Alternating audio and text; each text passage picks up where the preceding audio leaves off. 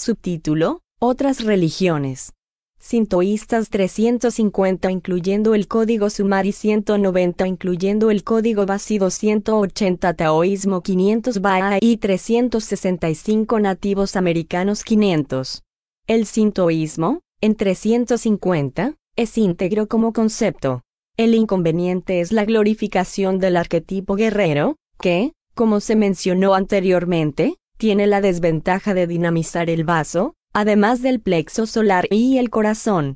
Esto conduce fácilmente a la barbarie y la matanza de civiles inocentes al activar la sed de sangre de la profundidad, el inconsciente, el primitivo y esto también puede conducir a la glorificación de la violencia, como lo revelaron los estragos causados por los militares japoneses en el Pacífico y el Lejano Oriente en la década de 1930, y más tarde durante la Segunda Guerra Mundial, con sus marchas de la muerte, las muertes por inanición de los prisioneros, y la masacre de millones de civiles chinos inocentes, incluyendo a bebés.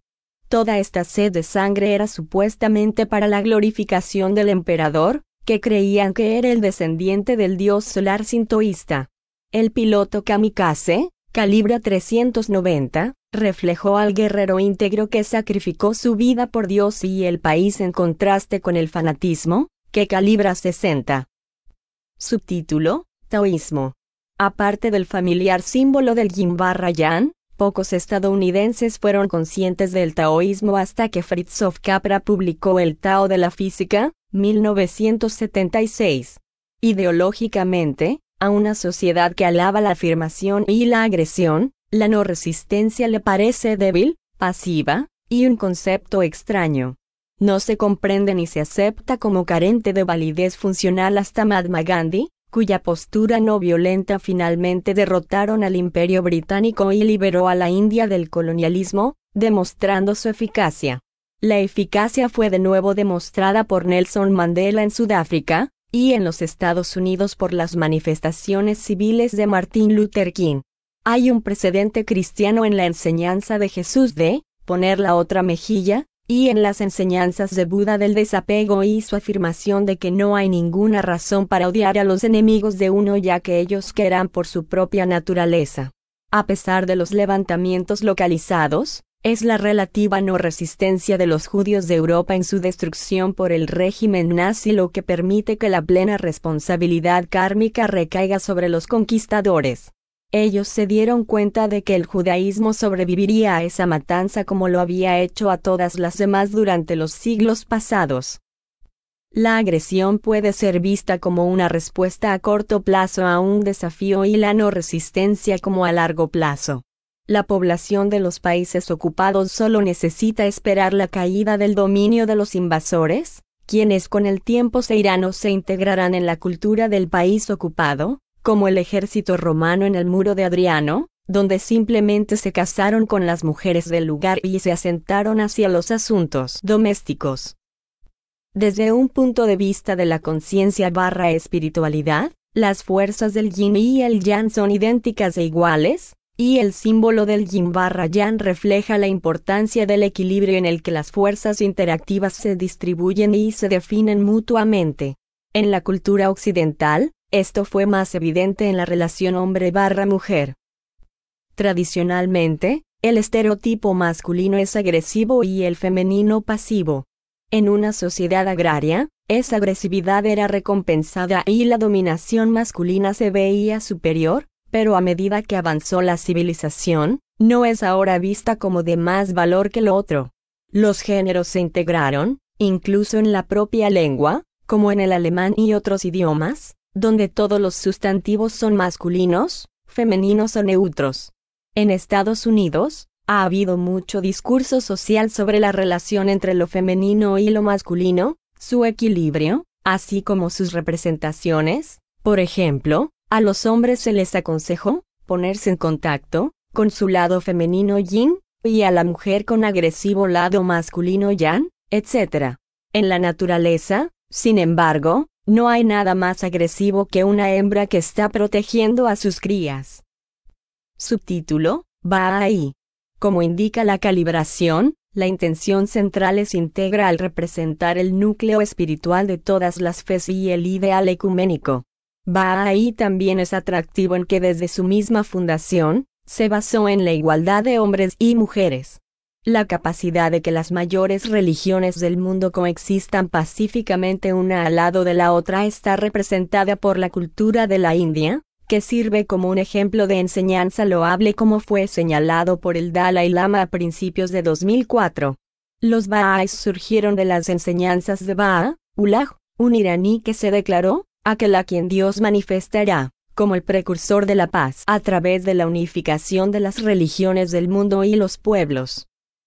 Los Bahá'í han sido objeto de ataques en Irán desde el gobierno del Ayatolá Jomeini, quien en 1991 firmó el documento del gobierno para extinguir a los Bahá'ís y demoler la casa de Babé en Shiraz, que había sido un centro de peregrinación para los Bahá'ís de todo el mundo.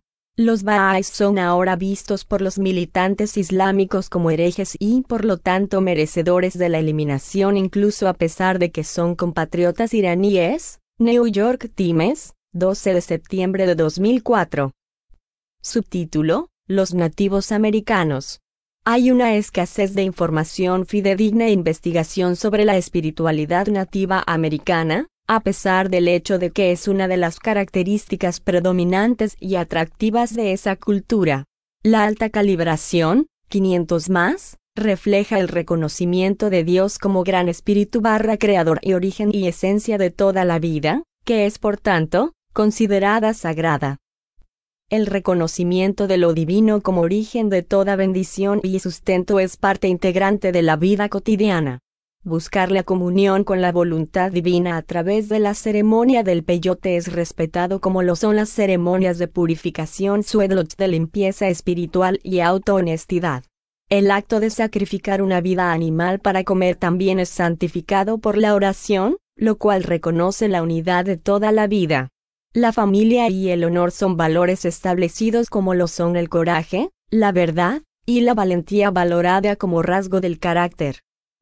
En la década de 1970, el autor tuvo el privilegio de ser invitado a la ceremonia de la danza sagrada Hopi Snake.